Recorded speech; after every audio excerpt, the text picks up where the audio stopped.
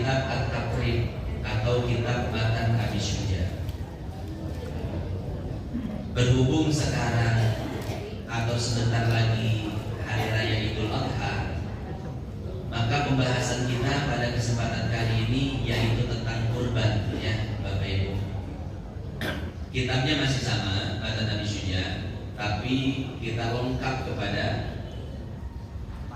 bab kurban.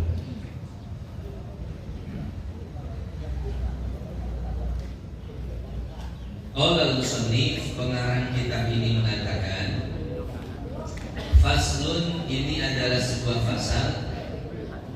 Wal udhiyatu sunnatun muakkadatun. Kurban itu hukumnya sunnah muakkadah. Sunnah muakkadah ini sunnah yang ditekankan, yang derajatnya hampir sama dengan wajib, ya Bu ya. Kan ada sunnah muakkadah, ada sunnah ghairu muakkadah. Sunnah muakkadah ini sunnah yang hampir setara dengan wajib.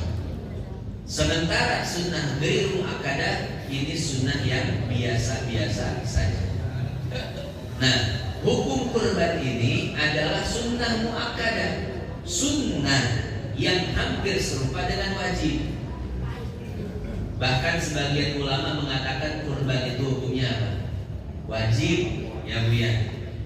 Sebagian ulama mengatakan orang mampu untuk berkurban wajib kurban, tidak kurban dosa.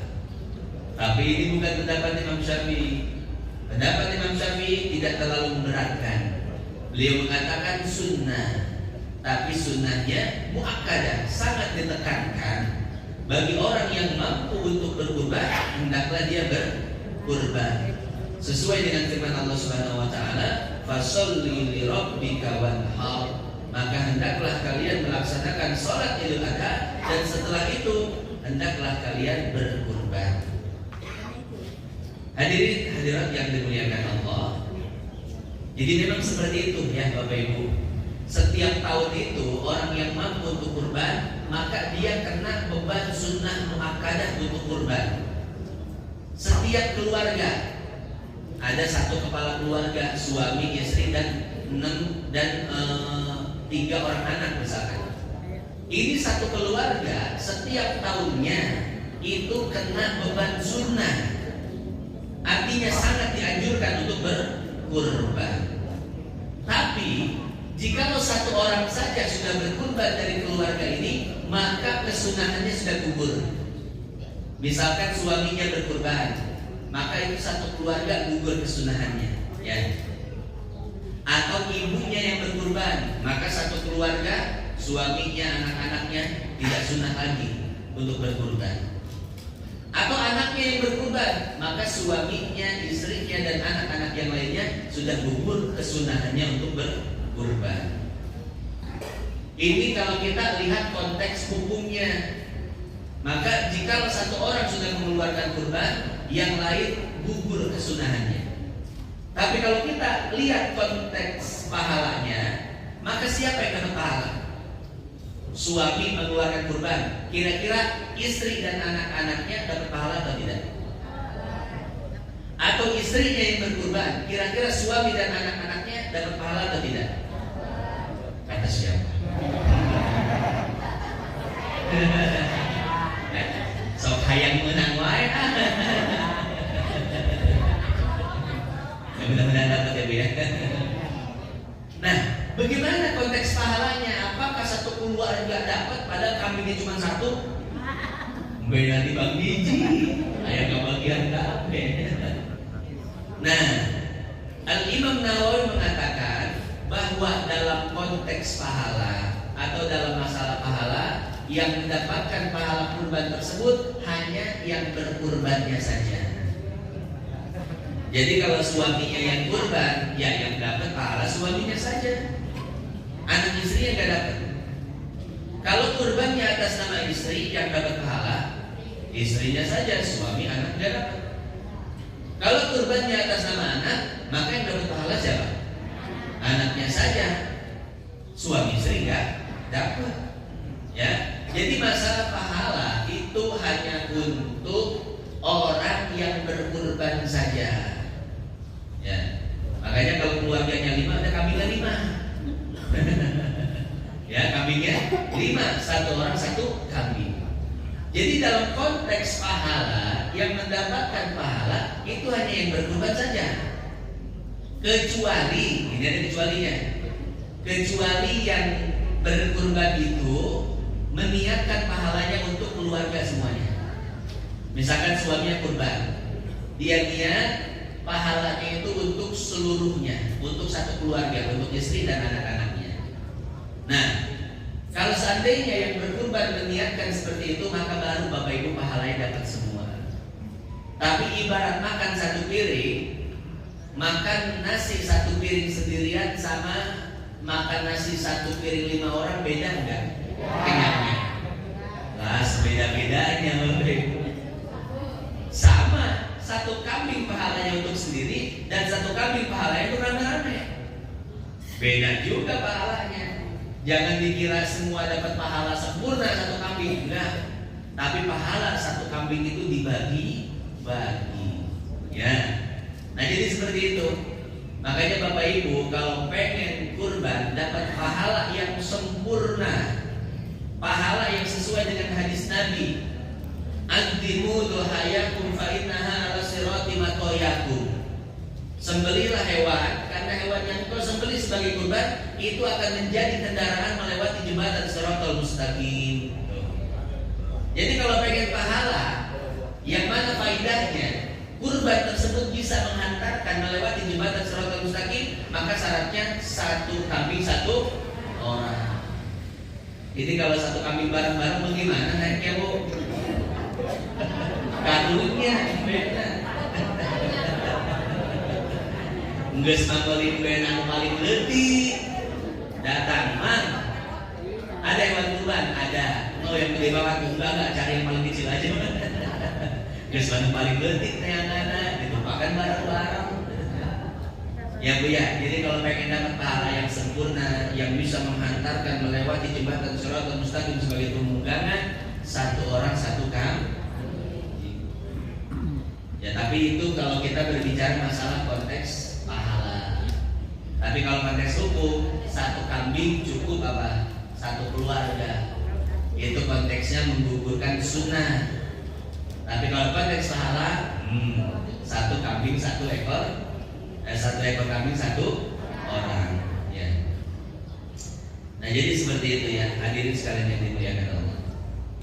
Kemudian kriteria hewan yang boleh dijadikan kurban, wa tujzi'u fiha al-jada'u min ad-dhani.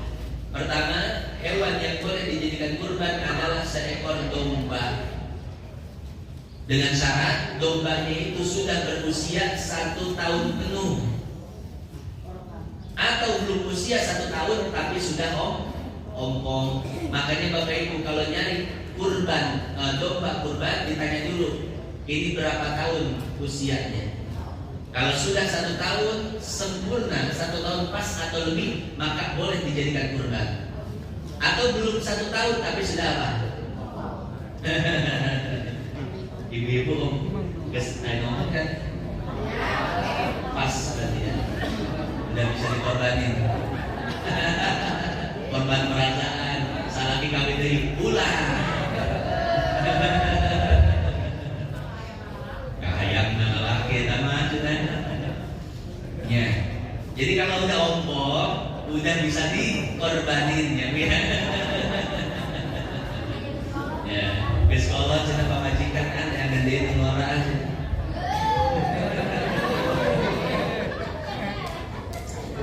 Nah itu filosofi kambing ya. Bukan ibu ini mah kambing. Jangan ngomongin kesenangan ya. Kemudian disombong. Masya Allah ya.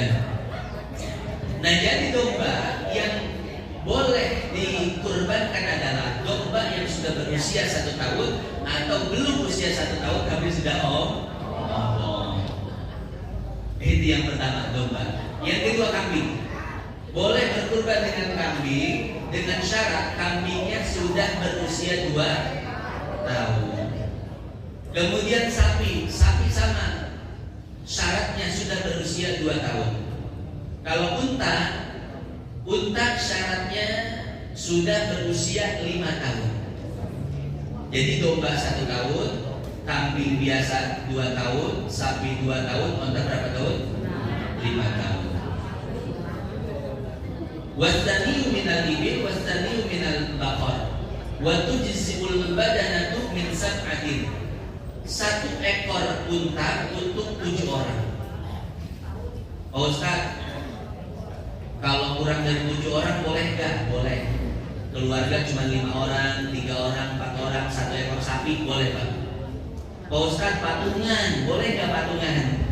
Ya, kita cuma punya duit 3 juta, 7 orang patungan dapat 21 juta beli 1 ekor sapi. Boleh Pak Ustaz? Boleh. Pak Ustaz, sapinya itu nggak semuanya niatnya kurban. 1 orang niatnya kurban, 1 orang niatnya akikah, 1 orang niatnya dagang, 1 orang niatnya buat makan sendiri. Jadi 7 orang yang patungan itu niatnya beda-beda Pak Ustaz. Boleh nggak? Boleh. Di dalam Hasyiah Al-Baijuri atau di dalam Busrul Karim disebutkan seperti itu. Ada beberapa orang patungan beli sapi kurban, beli sapi ya. Tapi niatnya beda-beda. Ada yang kurban akikah untuk dijual untuk konsumsi pribadi. Apakah boleh? Boleh. Arisan kurban boleh Pak Ustaz? Boleh, nggak jadi masalah. Ya. Arisan kurban kan istilahnya minjemin duit tuh. Betul nggak? Nggak mampu kurban kalau sendirian, tapi kalau didukung dengan arisan bisa. Nanti gantian setiap tahunnya. Boleh, nggak jadi masalah. Ya. Wa tujzi'ul badanatu an sab'atin. 1 ekor sapi wal baqaratu an sab'atin. Dan 1 ekor unta itu boleh untuk 7 orang, maksimal 7 orang. 8 orang tambah 1 kambing, 9 orang tambah 2 kambing. Maksimal 7 orang, tapi kurang dari 7 orang boleh. Wasyatu an wahidin. 1 ekor kambing untuk 1 orang. Ini sesuai hadis Nabi riwayat Bukhari dan Muslim. Wa arba'un la tujzi'u fi dhahaya. Ada 4 kriteria di mana seseorang tidak boleh berkurban dengan hewan tersebut. Pertama apa? Al-awra'ul bayyin awruha. Seekor hewan yang buta total. Nggak boleh Bapak Ibu kurban dengan hewan yang buta. Sapi buta, kambing buta, nggak boleh. Tapi kalau seandainya yang butanya itu tidak total, misalkan hanya penglihatannya saja tidak jelas, dia masih bisa jalan, masih tahu jalan, masih tahu tempo, batu dan lain sebagainya, boleh. Jadi yang tidak boleh yang buta total. Yang kedua, hewan yang tidak boleh dikurbankan adalah wal arja'ul bayyinu arjuha. Hewan yang pincang. Pincangnya itu ketara banget tuh. Kalau jalan apa? Goyang-goyang begitu ya. Itu nggak boleh. Tapi kalau pincangnya itu hanya sekedar saja, sedikit saja, tidak jadi masalah. Ya. Ibu punya uang pas-pasan, Pak, saya pengen kurban. Ada yang murah, ada yang pincang deh. Ada pincang, ini murah nih pincang, ini 100 juta. Ya, boleh nggak jadi masalah, asal pincangnya tidak parah, kayak masih bisa berjalan seperti biasa, hanya agak sedikit pincang, tidak jadi masalah. Tapi yang pincangnya parah, itu tidak boleh. Kemudian yang ketiga, wal maridatul bayyinu maraduha. Hewan yang sakit, yang mana sakitnya itu parah, nampak sekali hewan itu sakit. Tapi kalau sakitnya itu cuma apa? Biasa-biasa saja, tidak jadi masalah. Ya. Yang terakhir, wal ajfa'ul lati dhahaba mukhuha minal hazal. Hewan yang sangat kurus sekali, sehingga kita lihat apa? Hewan itu tinggal tulangnya saja.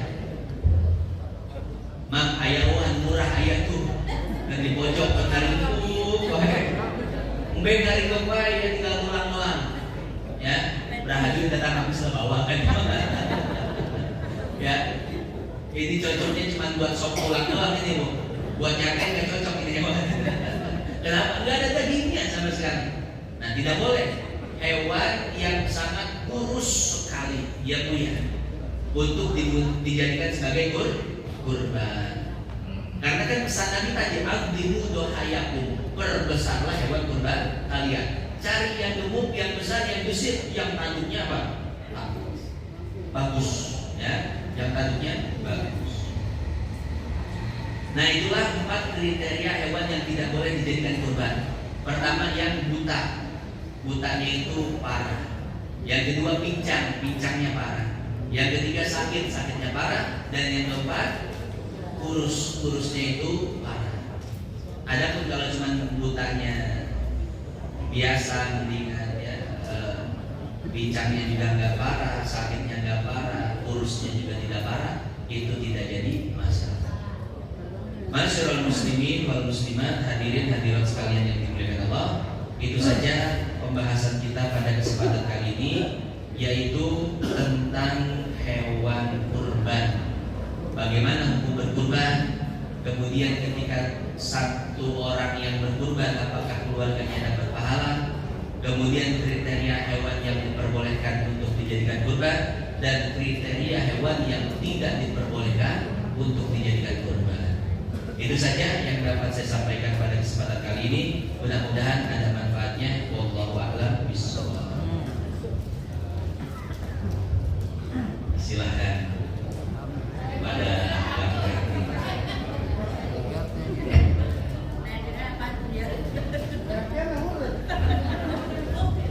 kudu patuh lah ya. Bantuin lah Ustaz. Itu halang mikir lah itu.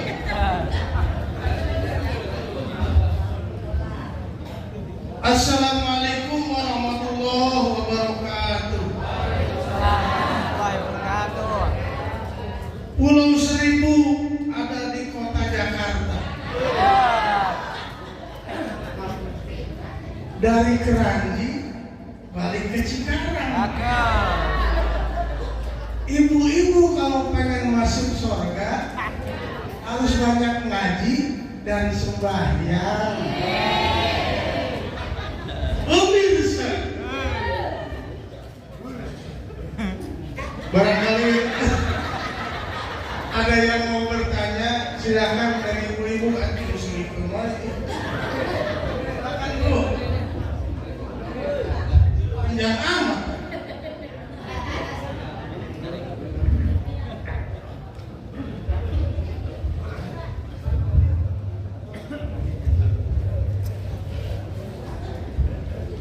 Bismillahirrahmanirrahim. Assalamualaikum warahmatullahi wabarakatuh. Waalaikumsalam. Bu,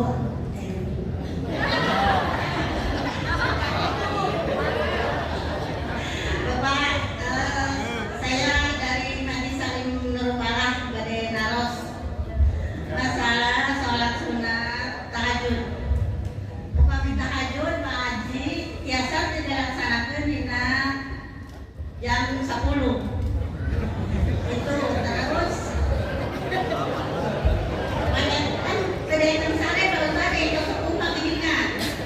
Jadi untuk pengimat kudu dari kalimat bulan hajuna dan dari sholatnya setiap 2 rakaat sudah di doa akan Nabi seorang Nabi pemikiran sholat 10 rakaat atau 12 rakaat. Ini kita doa sekali gitu. Sarang mikir bisa kangen-kangen kehinter. Tapi itu jadi atur satu azan. Assalamualaikum warahmatullahi wabarakatuh. Waalaikumsalam warahmatullahi wabarakatuh. Saya ngomong Inggris.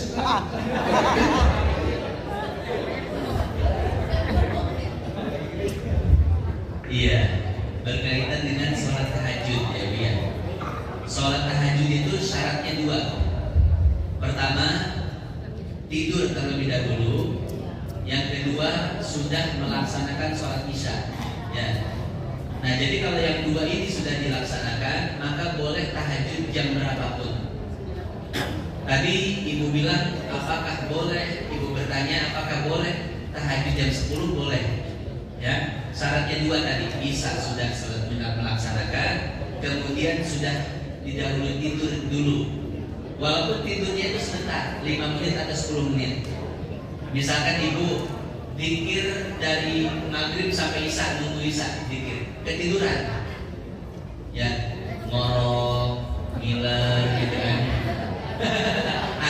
Enggak disaranin ngorok bu ya. Intinya ketiduran, ya tidur. Walaupun tidurnya itu di antara maghrib dan isya, ibu sudah tidur, kemudian sudah sholat isya. Nah maka di jam 10 boleh sholat tahajud, ya. Boleh sholat tahajud. Jadi syaratnya yang penting 2 ya bu ya. Sudah apa? Pertama apa? Isya. Yang kedua tidur. Atau tidurnya dulu, tidur sebelum isya, tidur dulu, misalnya belakangan boleh. Yang penting 2 ini sudah selesai, maka boleh tahajud jam berapapun. Entah dipatok jamnya, yang penting 2 tadi. Iya. Nah kalau belum tidur bagaimana? Amun can HS gimana?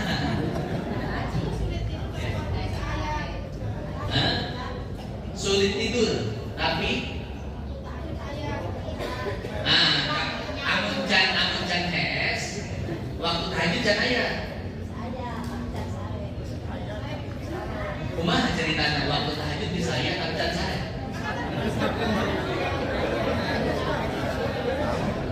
Eta berarti can aya waktuna. Waktu tahajud itu adanya bukan dengan jam, bukan dengan keadaan. Gak malu Pak Ustaz, kalau wewe geus berapa lima dari kelima. Bukan dengan malam, bukan dengan jam 2. Waktu tahajud itu dengan 2 tadi. Sudah isya, sudah tidur, baru ada waktunya. Ibu kalau belum tidur sampai subuh, itu belum ada waktu tahajudnya. Hayang banget sholat Pak Ustaz, udah ibu boleh sholat apa aja ya. Nah paling ibu disebut sholat qiyamul lail. Qiyamul lail itu menghidupkan malam. Ya itu namanya sholat qiyamul lail. Terserah ibu mau sholat hajat, mau sholat taubat, sholat yang lain sebagainya. Tapi itu tidak disebut sholat tahajud. Tahajud isi masdar dari tahajjada ya tahajjadu tahajjudan. Sholat perjuangan, ngelawan ngantuk. Ibu tidur dulu, pas bangun ibu lawan ngantuk, itu perjuangan. Makanya sholat yang dilakukan setelah bangun tidur tahajud. Kalau nggak tidur, susah bahkan sulit tidur, itu nggak ada perjuangan. Itu namanya sulit tidur. Makanya namanya apa? Qiyamul lail. Ibu hanya sholat qiyamul lail. Ini disebutkan di dalam Hasyiah Al-Mujairromi. Ya. Ibu kalau sholat malam tapi tidak tidur, maka kata beliau itu bukan sholat tahajud namanya, tapi sholat qiyamul lail. Bagaimana niatnya? Niatnya sholat sunnah biasa saja. Usolli sunnatan raka'ataini lillahi ta'ala. Itu hitungnya qiyamul lail. Nah jadi seperti itu ya Bu. Jadi tahajud itu waktunya dengan apa tadi? Isya dan tidur. Ibu kalau nggak tidur itu waktunya itu nggak datang, ya waktunya nggak datang. Nah bagaimana sholat tahajud? Apakah 2 rakaat? Apakah bisa langsung bolongan 1 paket 10 rakaat? Nah kata Nabi dalam hadis riwayat Bukhari, sholatul laili masna masna. Sholat malam itu afdolnya 2 rakaat. Ya itu afdolnya ya Bu ya, 2 rakaat. Tapi apakah boleh 1 paket Ustaz? Boleh. Kalau ibu pengen 1 paket sholat tahajud langsung 4 rakaat, langsung 10 rakaat, boleh, tidak jadi masalah. Kemudian bagaimana? Saya sebelum tidur udah witir. Sebelum tidur witir 1 rakaat atau 3 rakaat selesai. Habis itu bangun tahajud. Ya, bangun tahajud, sholat tadi 2 rakaat. Apakah witirnya harus diulang Pak Ustaz? Nabi bersabda dalam riwayat dalam sebuah riwayat, la witrani fil lailah. Tidak ada 2 sholat witir dalam 1 malam. Jadi sholat witirnya nggak usah diulang ya Bu ya. Imam Nawawi dalam Minhaj mengatakan, fa in autaro qabla naum fala yu'idhu. Kalau seandainya sudah sholat witir 2 rakaat sebelum tidur, maka nanti ketika bangun tahajud itu cukup tahajud 2 rakaat saja. Witirnya tidak usah diulang. Kurang lebih seperti itu. Jawabannya wallahu a'lam bishawab. Sekarang pemilihan bapak-bapak nih, ya Pak Haji.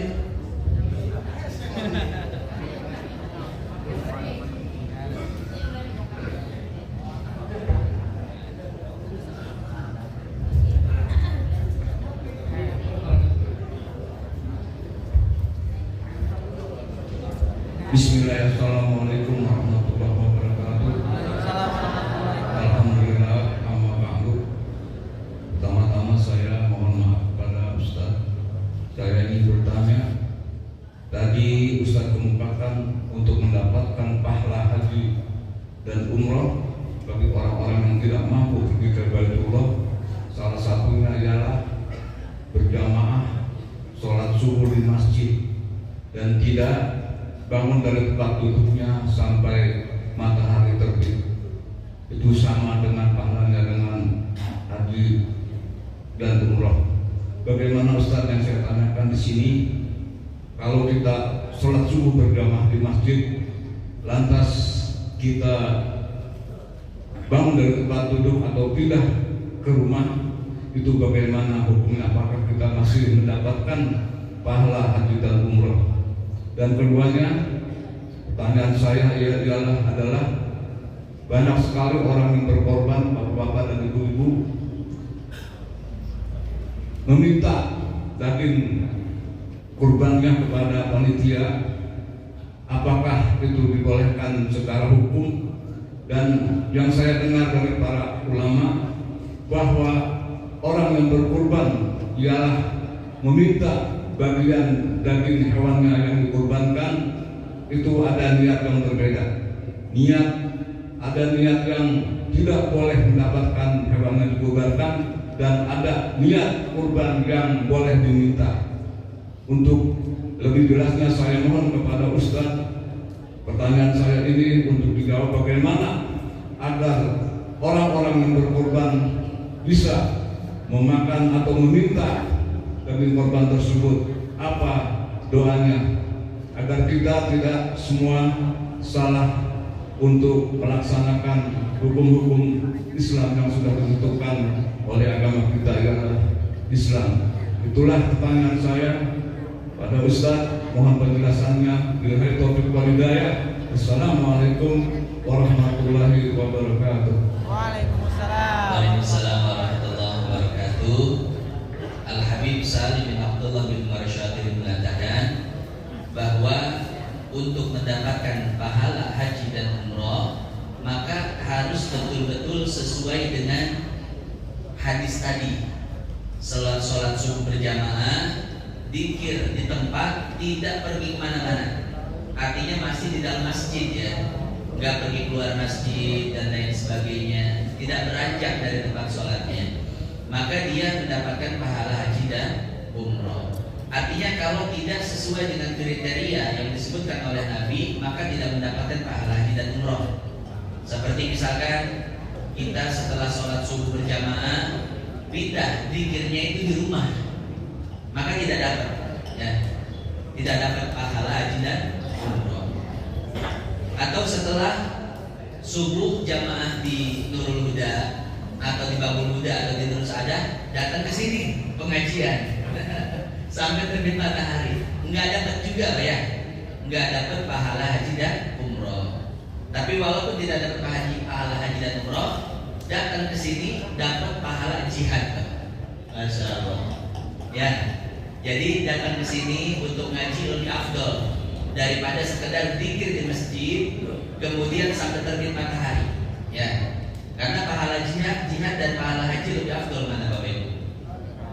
Pahala jihad, man kharaja fi talabil ilmi, ya.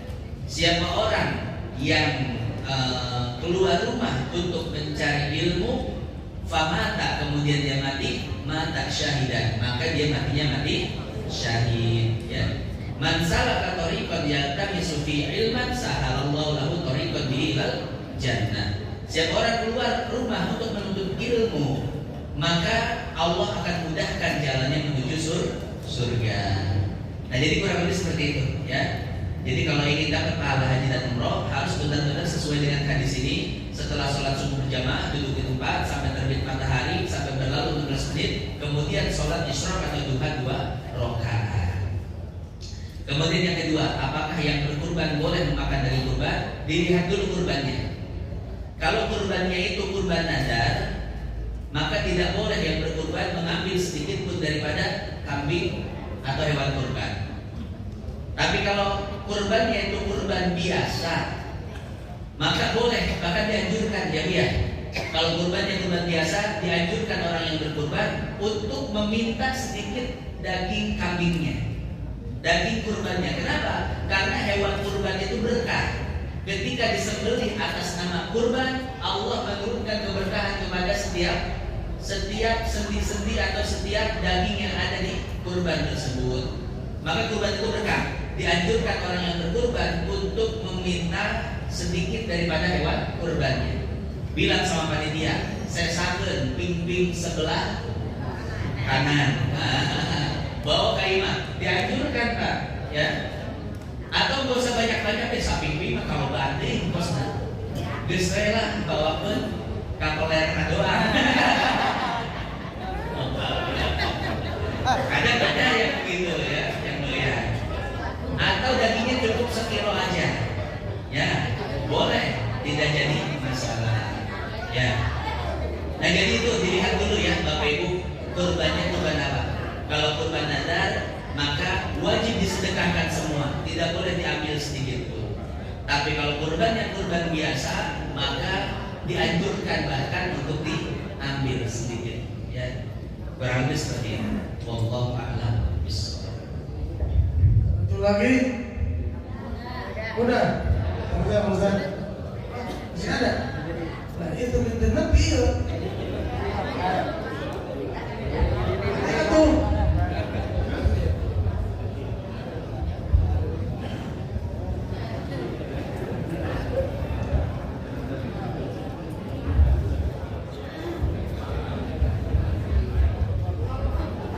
Assalamualaikum warahmatullahi wabarakatuh.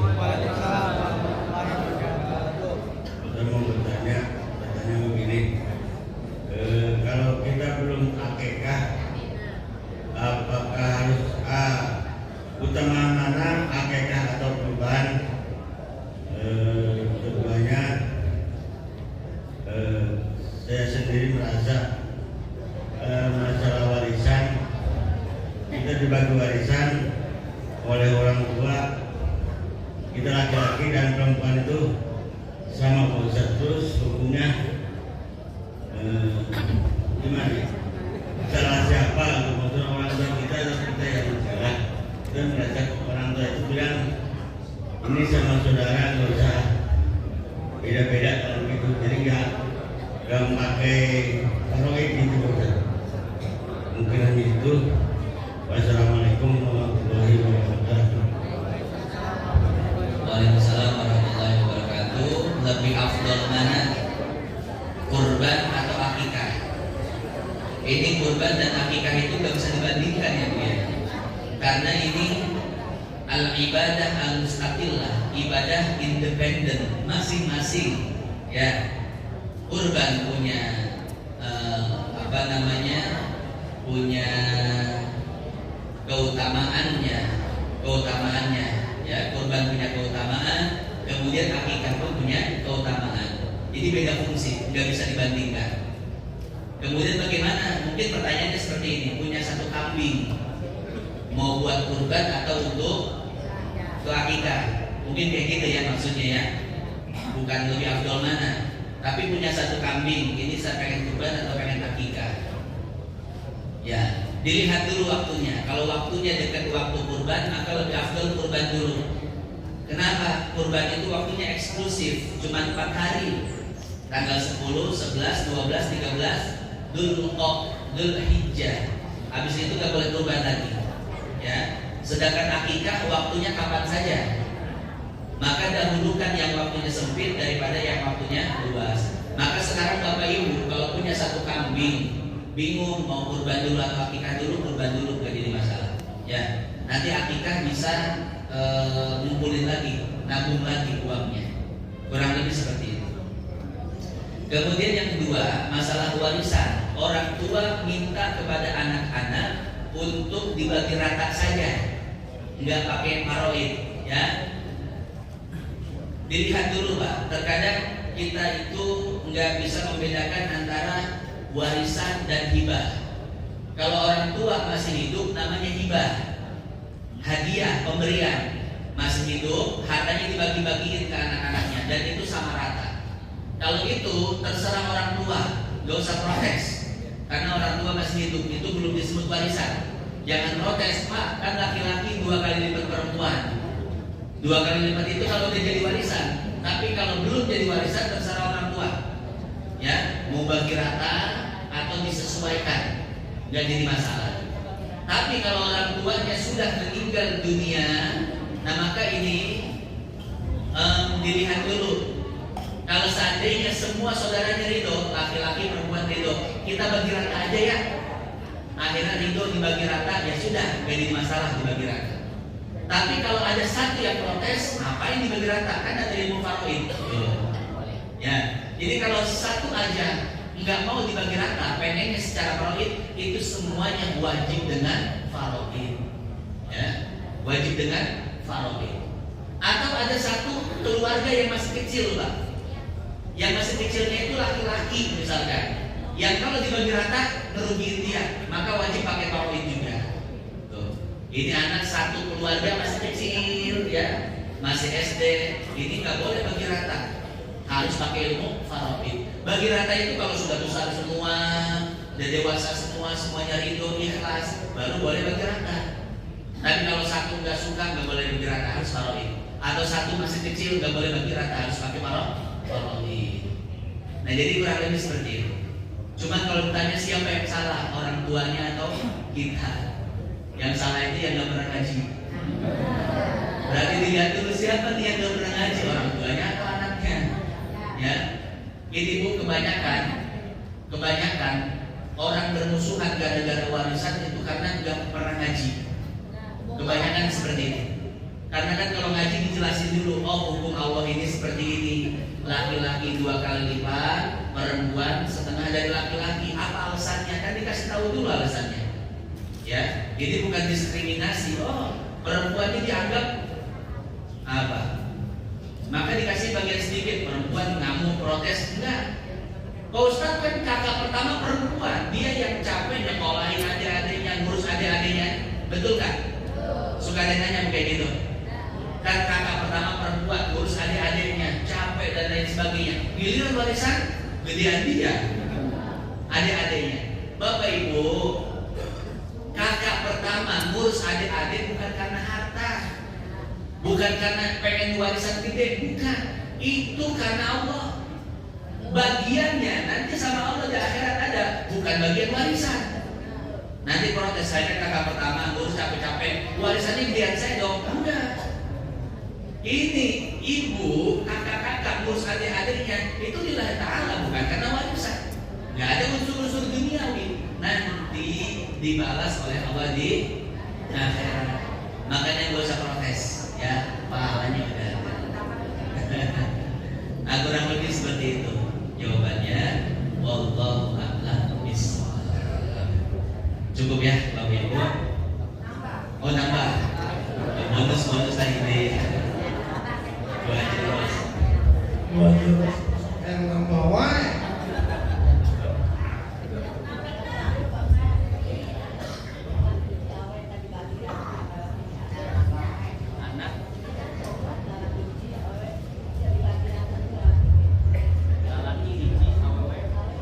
Assalamualaikum warahmatullahi wabarakatuh.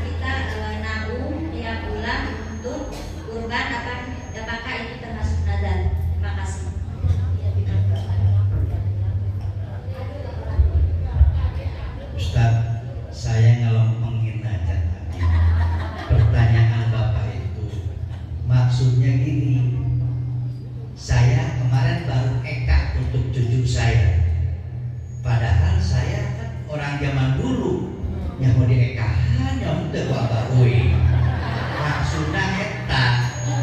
Jadi malam korban eka gerak tuh maksud bapak itu gitu tak paham deh Pak? Nah gak sejauh ulang jawaban Diulang ya.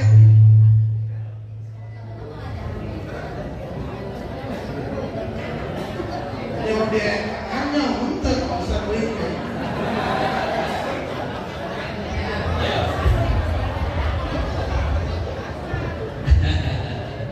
Ya.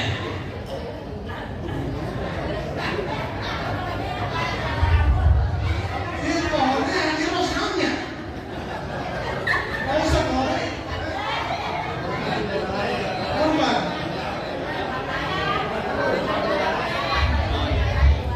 Luar daerah, dapat korban perasaan terus. Iya. Ibu Haji Ros tadi pertanyaannya apakah boleh kurban di luar daerah? Jawabannya boleh, tidak jadi masalah. Apalagi daerah-daerah yang mungkin tidak seberuntung daerah kita ya. Daerah kita mah banyak sultannya.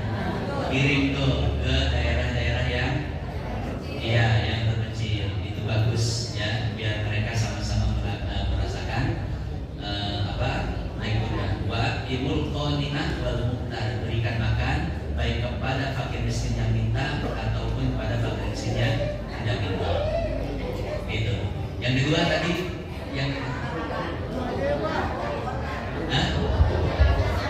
Ibu Haji Eva naon tadinya?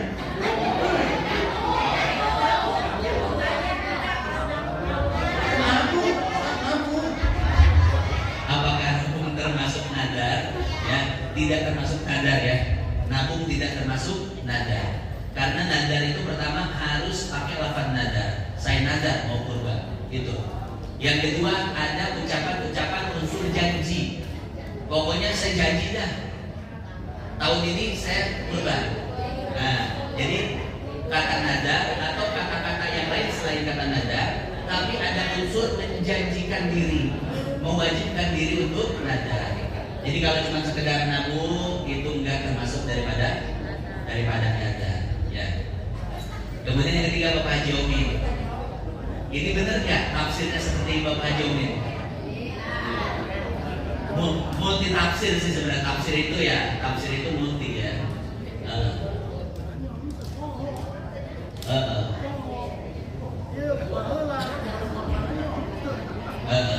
Ya, nggak apa-apa. Mau akikah sebelum mau akikah tanpa korban atau korban tanpa akikah nggak jadi masalah. Ya, kita misalkan dulu kita diakikahin nggak di orang tua kita? Lupa. Terus kita sekarang akikah buat anak kita. Akikah buat sendiri. Kalau sama anak, cucu kita nggak akikahin kan? Kita sendiri belum sudah akikahin. Iya, nggak jadi masalah. Dulu kita belum tentu diakikahin sama orang tua, sekarang kita mengakikahkan anak cucu kita. Itu untungnya buat kita kok. Ya, karena Al-Imam Ahmad Maksudnya korban dulu apa? banyak banget maksudnya ini. Intinya boleh kita korban dulu, kemudian walaupun belum akikah, boleh. Atau akikah dulu walaupun belum korban. Atau kita mengakikahkan anak cucu walaupun dulu belum diakikahkan. Kan banyak banget ini maksudnya berarti. Ya kan? Jadi seperti itu. Bahkan ini untungnya buat kita juga kan. Nah, orang tua kita belum mengakikahkan kita, nanti orang tua, ini kata Imam Ahmad ya, itu tidak bisa mendapatkan syafaat dari kita. Tapi kalau kita mengakikahkan anak kita, maka kita bisa mendapatkan syafaat dari anak kita. Itu kata Imam Ahmad. Ini pendapat memang agak-agak apa ya? Menyulitkan kayaknya. Makanya dikoreksi pendapat ini, dikritik sama Syekh Ibnu Qayyim Al-Jauziyah. Tapi dikuatkan lagi oleh Ibnu Hajar dalam Manhajul Qawim. Ya, karena beliau Imam Ahmad hafal 1 juta hadis. Ya, tidak mungkin berpendapat dengan pendapatnya sendiri. Pasti ada dasar hukumnya. Nah, jadi dia nggak apa-apa Pak Haji, boleh ya? Boleh hukumnya kita mengakikahkan anak cucu kita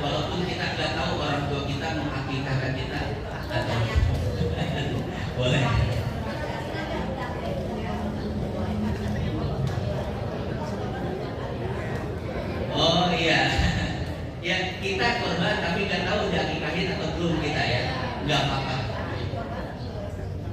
Gak jadi masalah ya Bu ya, karena korban dan akikah itu ibadah masing-masing.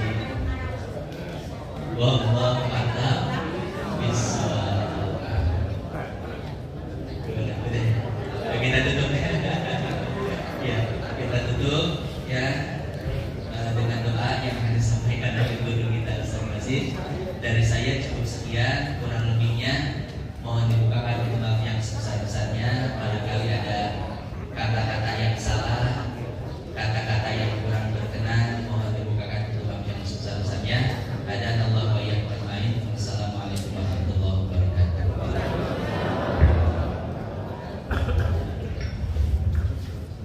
Allahumma salli wa sallim wa barik ala sayyidina Muhammad wa ala ali sayyidina Muhammad.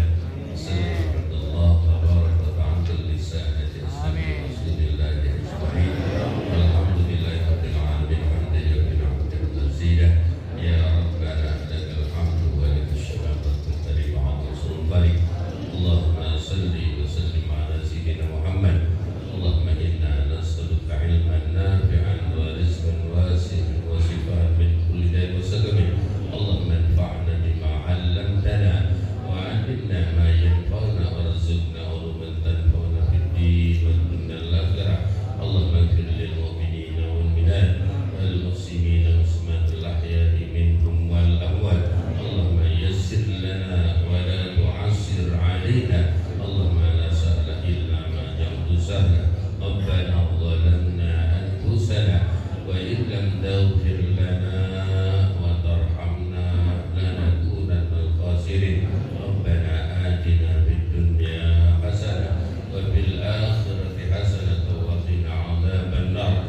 Wa sallallahu ala sayyidina Muhammadin wa ala alihi wasallam. Subhana rabbika rabbil 'izzati amma yasifun wa salamun 'alal mursalin walhamdulillahi rabbil alamin. Assalamualaikum warahmatullahi wabarakatuh. Waalaikumsalam.